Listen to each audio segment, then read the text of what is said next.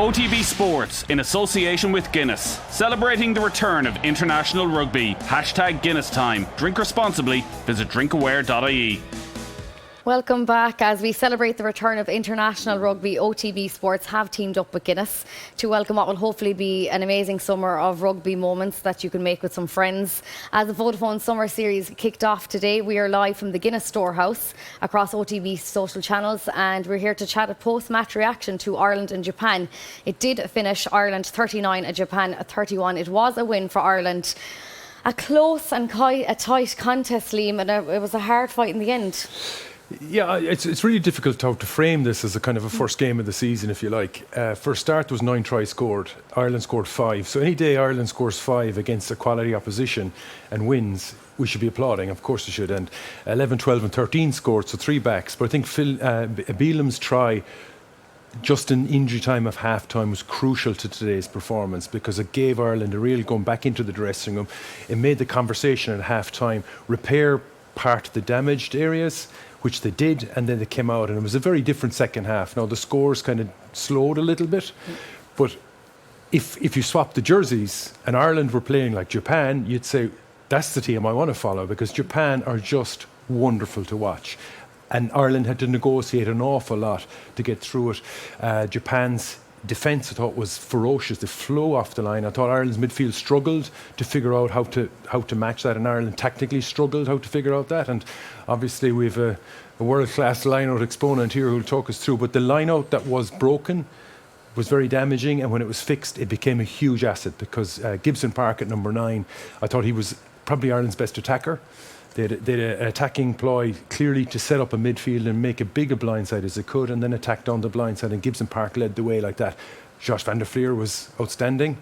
And overall, I think as a first game out, we could focus in on the errors, but I think that'd be a bit unfair. I think we should be looking at a lot of the good performances and how Ireland managed to negotiate a very challenging opposition. Devin, what are your initial thoughts after the game? Yeah, do you know, it was a brilliant test match to watch. I think it really, really was. I think there was a lot of endeavour there.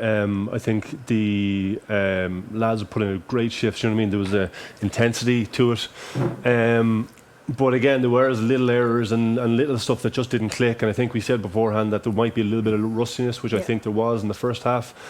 There was a couple of errors where we just didn't take our chances when we got into the 22. I think there was 2 lineups where we kind of lost when we got into the 22, and I think we gave it away about 3 times where we just didn't score. And I think we need to be taking them opportunities as soon as you do. I think you have to in every test. So I think once we got into the second half, as Tony said, we kind of clicked a bit more. We were kind of getting up off the line a bit more. Our defence was a bit more secure, and there was less errors. So. All in all, there was a lot of positives to take from it. Yeah, plenty of positives, but also, unfortunately, there was some negatives, Fiona. There was plenty of errors that were made. What for you? Maybe it was a lot in the first half, more so the second. Yeah, definitely. They tightened things up in the second half. I suppose, defence coach would be looking at you're after shipping 31 points.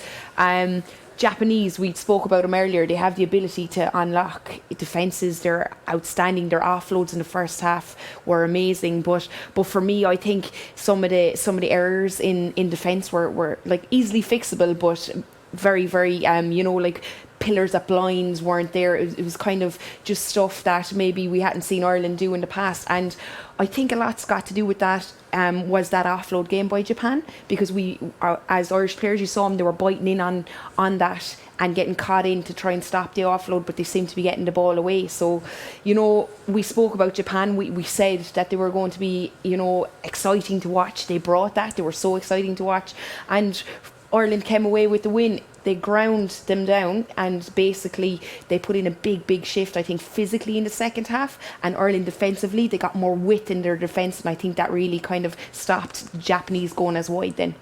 Devin, for you, it was the line-out inconsistencies, maybe the set-piece struggles? Yeah, I think so as well. But if going back to Japan as well, Yeah. I think what they did great in the game was they were risk takers. Do you mean they weren't afraid to do anything? You can see that from the first 2 lineouts. So they got a penalty in the 22 and they kicked to the corner, and the first lineout went right to the tail. It went over Ulton and they set up a maul and they scored from it. And then the second one, they went over the 15, they went to the 17-metre line. So just being able to, first 2 lineouts of the game, Hooker being able to nail them is huge. And when you look at us, we kind of went in. It looked like the lineout needed a bit to get into it to get ticking. I think the ones that we kind of missed, it looked like there was a little bit too much going on. When we just kind of calmed down and we took kind of first option balls, there wasn't a lot of movement. I think that's when we kind of came into our own and we kind of started mauling well, and we started kind of.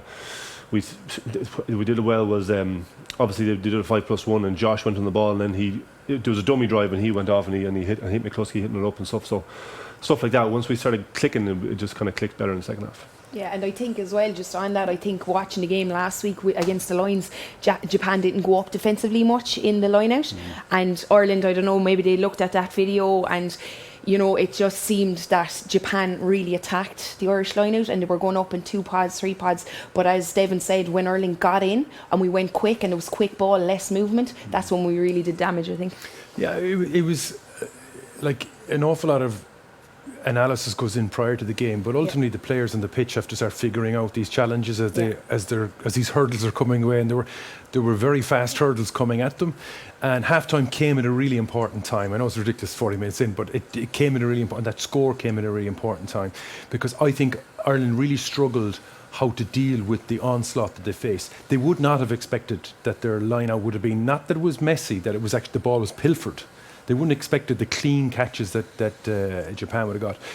They struggled with the speed of the midfield defence, and we saw what Japan were doing, how many little chips through, how many different creative things, and how many Japanese support players were expecting it and ran on, and they converted that, going to your point about the risk, that they were actually able to just get the ball behind the Irish defence, whereas Ireland struggled to figure out how to get behind the Japanese defence, and they just lost a lot of structure in that first half. So, you know, if we were to look at the frustrating aspect is Japan were able to dominate Ireland in that opening 40 minutes.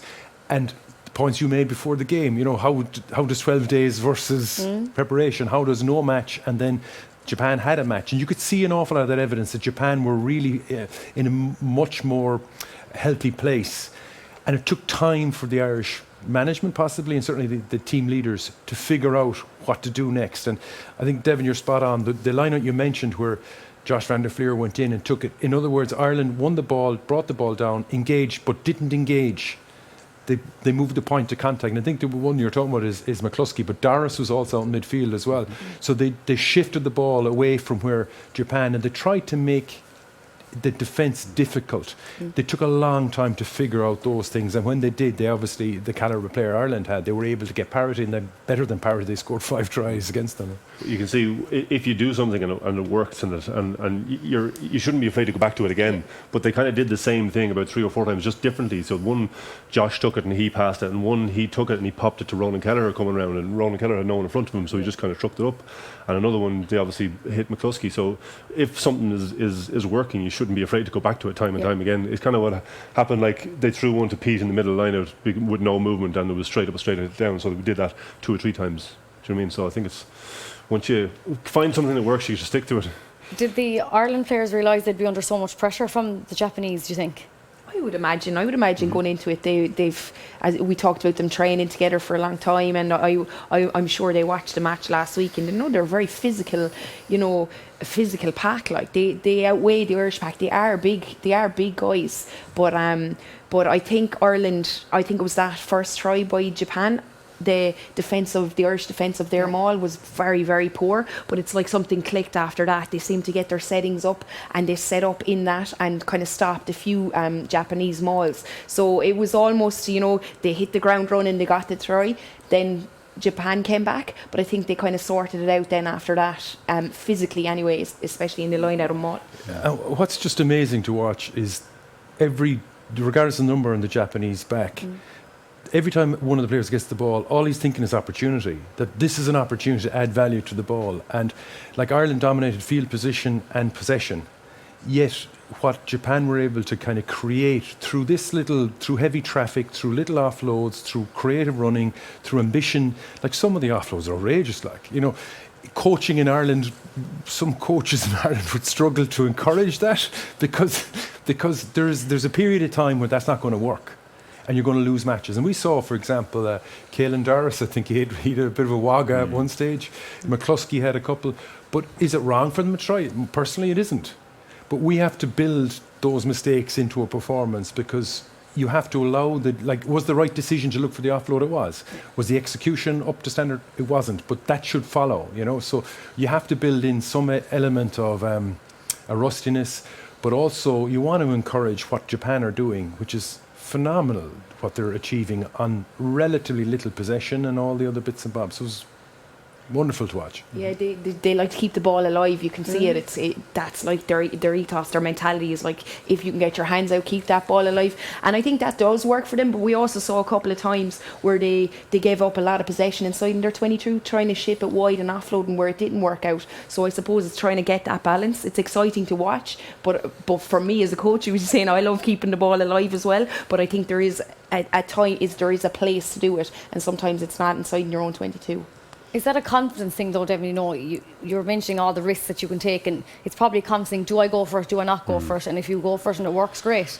Well, it's that kind of risk versus reward thing, isn't it? If you're in your own 22, what's the point in doing an offload? Because you need to get the ball out of your own 22. Do you know what I mean? So I think when you're in around halfway, yes, but and then if you're in the opposition 22, again, you want to keep hold of the ball.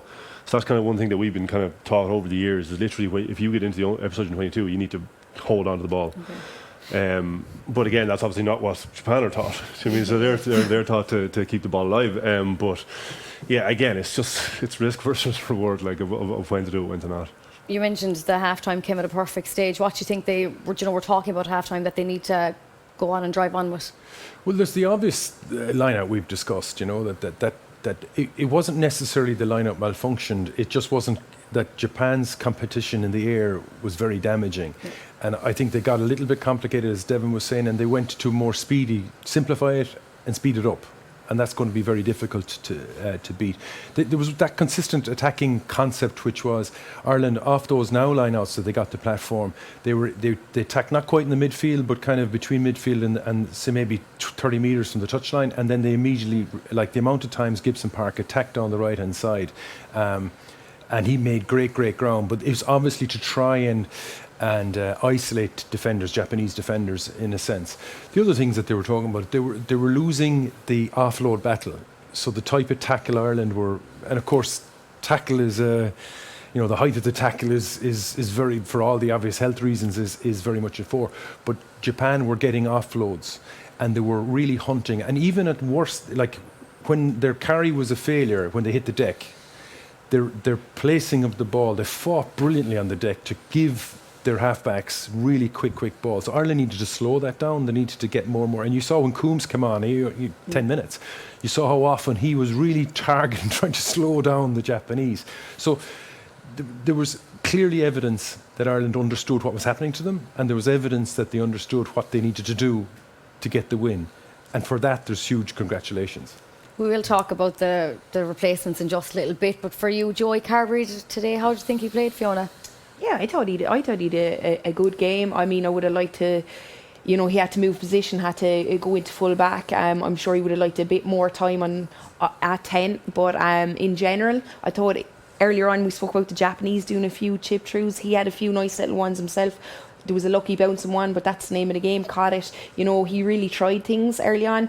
Didn't work out a couple of times for him, but he still kept kept plugging away, and I think he made a lot of good decisions involving McCluskey getting gain. He knew when we needed to get yards in the midfield area, and instead of pulling it out the back, I saw him, he just decision making to me was really, really good. Obviously, he's just come back into the squad, but if I were him, I'd be very happy with my performance. And kicking, first kick was a bit off, but he got into the game, and generally after that it was quite good. And his decision making around the set piece as well was quite good, because he'd be the one calling the shots of what to do and when, and he's the one who'd be calling to do the dummy maul and hit McCluskey and stuff going up. So he'd be making them calls, which was really good, and it was really good to see him kind of get back into his stride and stuff. As Fiona said, it would have been better to see him a lot more in 10, and maybe some dancing would have been good to see him get through the line a bit more. But overall, I think it was a really good performance from him.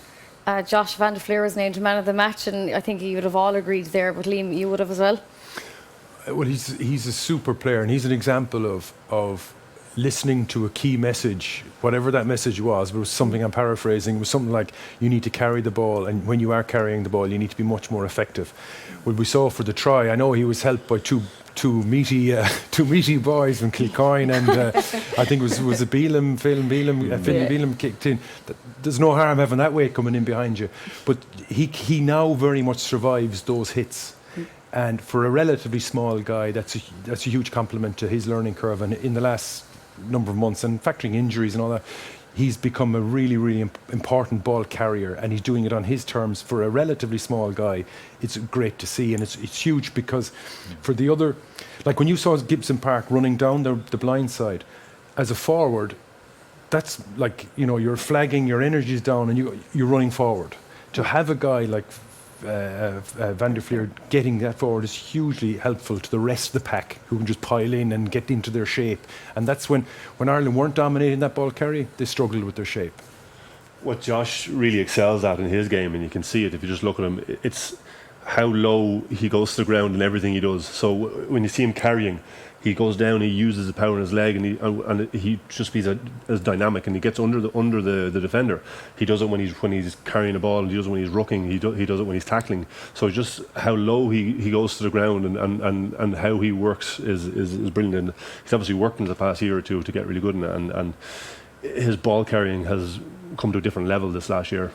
He did a lot of work today, Fiona. Yeah, he was. He's a player that I was always kind of on the fence about. I wasn't sure, and I was talking to Devin during the match, and I was like, he's had an amazing season. I think for Leinster, he's just been outstanding. But it's obviously the carrying. He was told go away and work on that, and people say he's too small, but he excelled to me around the park. He was fixing little errors. There was a loose ball, he was the first to dive in the ball. He was getting back. He's tackling. Everything was he just seemed to be really, really focused. And from the start, he stood out immediately. It was kind of one of those games where if Ireland were going to get man of the match, you knew it was going to be Van der Fleer, because he just excelled at everything he was doing, and the try topped it off with, and it was exactly that. It was his body height. I know he'd kill a big meaty fella on him, but he actually was probably over the line. He got so low that his own leg drive had taken him over, and he's gotten better and better, and it's really kind of exciting for me to see that, because I love when people talk about him. I don't know, should he be a 7? He's only a 7. People prefer, can he play 6 or 8? No, but he's gone away and worked at it. And for me, right now, he's probably the 7 that would start for Ireland. He's standing out massively. What he's doing is they've the luxury of choice now. So you got Will Connors, who's just a monster himself as a 7, and a very different player. So they now have the luxury of choice. But Josh van der Fleer, what he's done today and throughout the season is he's putting his name right into the hat, and it's up to the coach then to say, well, you're not the right player for me for this particular fixture. But like, he's very much in the conversation. You have to rule him out as opposed to ignore him. That's how well he's playing. How come you were unsure of him, Fiona? Is it a Munster thing? No, it's not that I was unsure of him. I just thought there were better 7s out there, and I suppose I started my career as a prop. Now I started my career as a 7. A lot of people mightn't believe that, but that it's the dog in you. And I saw the likes of Will Connors, and I just loved that bite, and I always thought he lacked that a little bit.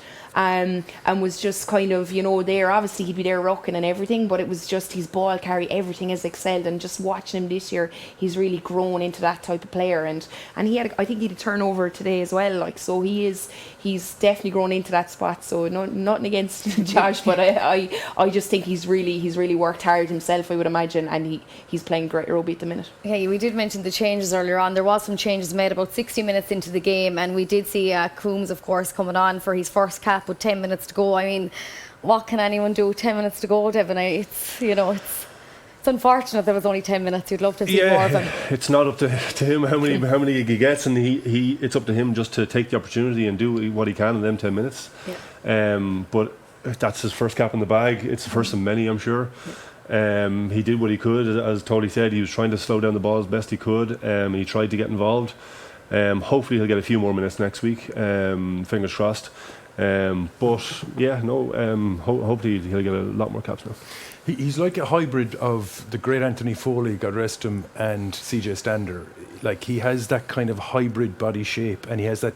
He looks like a guy who's got a really deep footballing brain in him, that he kind of understands where these little opportunities go along. And it's not the sort of thing you learn from a book. He just seems to have it, little like Anthony Foley would have had it. And he's like, I think he's much stronger, much more athletic than he might appear. You know, the tries he scored for Munster were just outrageous. Off the bench also, if there was another person to take his chance, I think Ryan Baird is a real contender in the second row, and I thought he came on. He looks like a serious second row performer, and he just, it's not his first. It's not his first. I keep on telling people he should be a backrow. I heard a laugh here. Sorry, I want to change everything I just said. Right? But too fast. He looks, and it just goes. You know, the time element. Like, Ryan Baird obviously has his caps under the belt, and he comes in and he just slips in, whereas obviously Coombs is still probably nervous and all those things. How is this going to work out? And that 10 minutes will be enormously valuable to him the next time he plays, and you know, could be next week. You know, so certainly both Coombs and Baird are.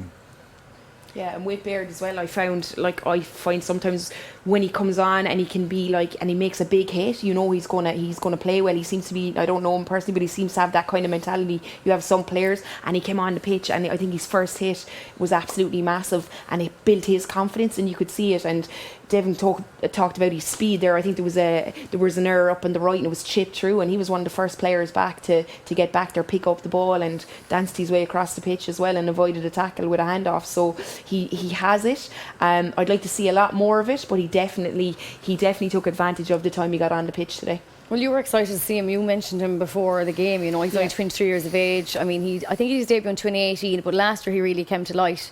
But I think last year as well at Munster, he was named as Munster's Senior Player of the Year, which is also massive as well with the year that he had.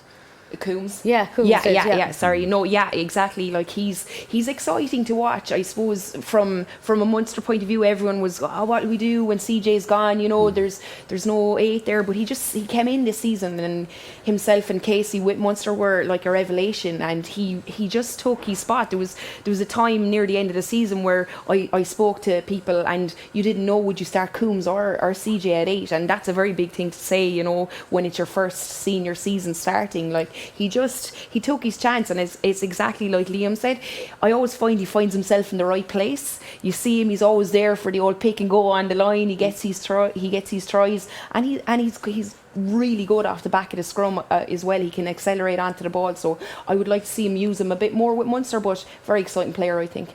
I could see people online tweeting mad, where was Casey, why isn't Casey being brought on? Eventually he was, with a minute and a half to go. Yeah, I know.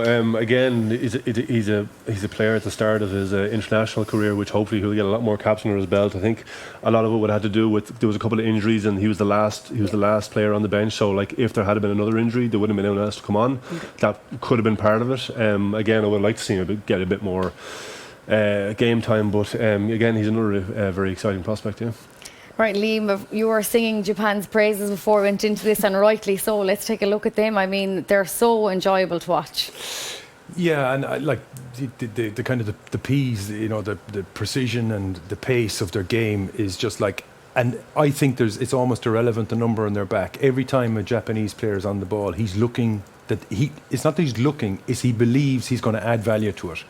And they might seem like subtle things, but in heavy traffic, it's like Toulouse, the great Toulouse sides, the way they can just keep the space and dominate the tackle and find weaker shoulders, and in that moment of a slightly weaker shoulder of a tackle, like Japan out-tackled, I think 145 to about 80 tackles in terms of, so they had to work harder, but the damage their tackling did to Ireland's offloading and to Ireland's attacking shape, versus when Ireland were making less tackles, but Japan were able to release the ball, and the pace, like we were hoping, weren't we, before the game, that Ireland's back three would kind of flourish, but it was a bit part of the game for them because of the structure, certainly in the first half.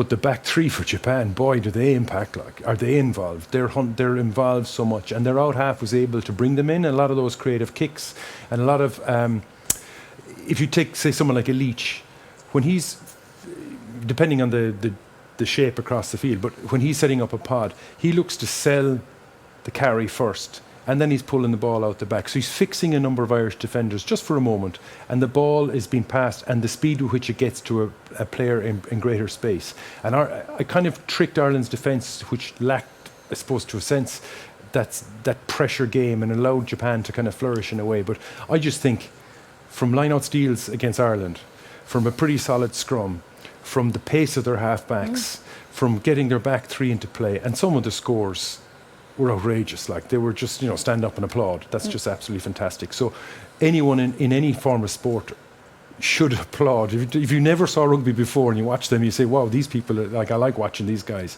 So they're so energizing to watch. They're wonderful. And they embrace risk. Yeah, but I was just going to say, because they've all of that, because they've no fear, Fiona, that's exactly what it is. Absolutely, and that's coached. You like, if you can play with, you've no fear, and you just throw the ball around, and they seem to want to do that. And like, they play with a smile on their face. Even when the subs were coming off, they were cheering and bowing to the crowd, and they just seem to have respect for their opposition, respect for everyone. But that, I thought today, the 9-10 partnership was amazing for Japan. They just seemed to click, and the speed of the ball, obviously that's got to do with the clear out work, but the ball was on a plate, and the speed of the ball just being whipped out, and they just seem to have a really good connection, and that takes time to build, and they've obviously worked on that, and it's that, I think, that brings that exciting brand of rugby. And some, as you said, Liam, some of the tries were just like, I was looking going, wow, you almost wished it was Ireland that was scoring, but you couldn't but not applaud. It was exciting. They wanted to move the ball. There was chips, there was chases, there was absolutely outrageous offloads out of the tackle. So they are an exciting team to watch. But I think that happens in 90 minutes or in 80 minutes, and they can be ground down, and that's what Ireland did. And I think we saw, by the end of the game, they'd run out of gas about the 65th minute. They made a couple of changes, but they literally poured everything, heart and soul, into those first 65 minutes, and they were really, really exciting to watch. Yeah, they had it all, really. The pace, the speed, the zero fear. But the try, I think, the Fafita, I can't even, excuse me to pronounce his name, but that try, it was the kick pass he got. Absolutely, like, the amount of effort that every single one of them put in was absolutely phenomenal. I think all of Japan's tries came from something special.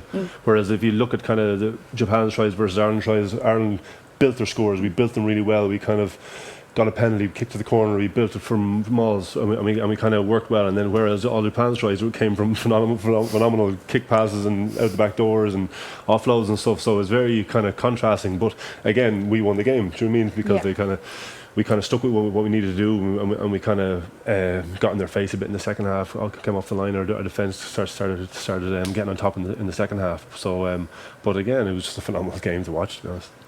We have another week now to go to their second game in the US. That's who they're facing. But what can they learn from today's game, maybe going forward, Liam?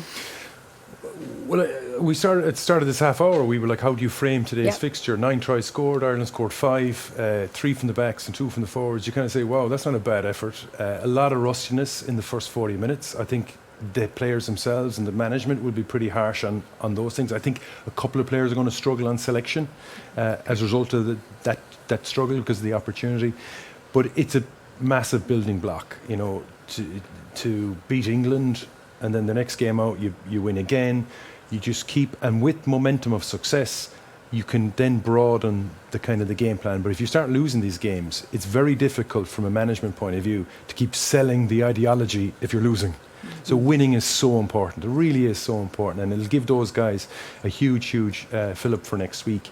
And the guys coming in next week will be building on a win, which is absolutely fantastic.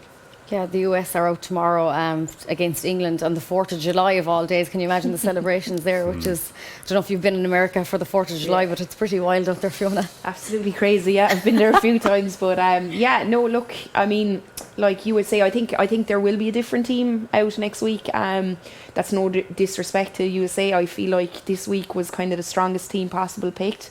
That's available. I think there will be a few changes, but they'll wait, they'll rest, and they'll look at the video from that England game, and they'll see what areas they need to attack. And I suppose for me, something that I was slightly disappointed with was our shape in attack at times. We spoke about the Japanese line speed being really, really good, but it was almost like we ran out of options at times when they were coming up fast and hard, even when we were going out the back door. So I think they'll have to probably have a look at that if the USA are going to have that same line speed, because it was just, you could see a couple of times after a few phases, Gibson Park would be looking up and the shape just wasn't there, and I think that's when we started to make those errors. So they'll definitely be looking at that. Should be a really good game as well, and I'd love to see a couple of guys that were on the bench get a start as well. Japan are ranked 10th in the world, Devon. I think US are further bit down at 16th. Could they surprise us? They can always surprise us. I can't see them winning. I think Ireland will win the game, but I think America might get a good couple of tries, but I think Ireland will probably be a bit too strong for them. You would hope. I'd like to see a couple of lads get a few first caps next week. Hopefully, hopefully Andy Farrell might throw some in. Like, there's a couple of, with my blue tinted glasses on, I'd love to see someone like Peter Dooley get a cap, or Ross Maloney. I think they've been phenomenal for Leinster. Ross Maloney would be fantastic. Yeah, absolutely. It would be absolutely fantastic. Yeah. So hopefully there'll be a bit more continuity next week. Well, brilliant. As we celebrate the return of international rugby, OTB Sports have teamed up with Guinness in what hopefully will be a summer of great rugby moments with great friends, and the Vodafone Summer Series kicked off today, and we were live from the Guinness Storehouse across OTB social channels for pre and post match chats for Ireland and Japan. But thank you so much to Liam, Fiona and Devon today. We will be back next week, and this is all in association with Guinness. # Guinness time. Drink responsibly. Visit drinkaware.ie. Thank you for joining us. We will be back next week. OTB Sports in association with Guinness, celebrating the return of international rugby. # Guinness time. Drink responsibly. Visit drinkaware.ie.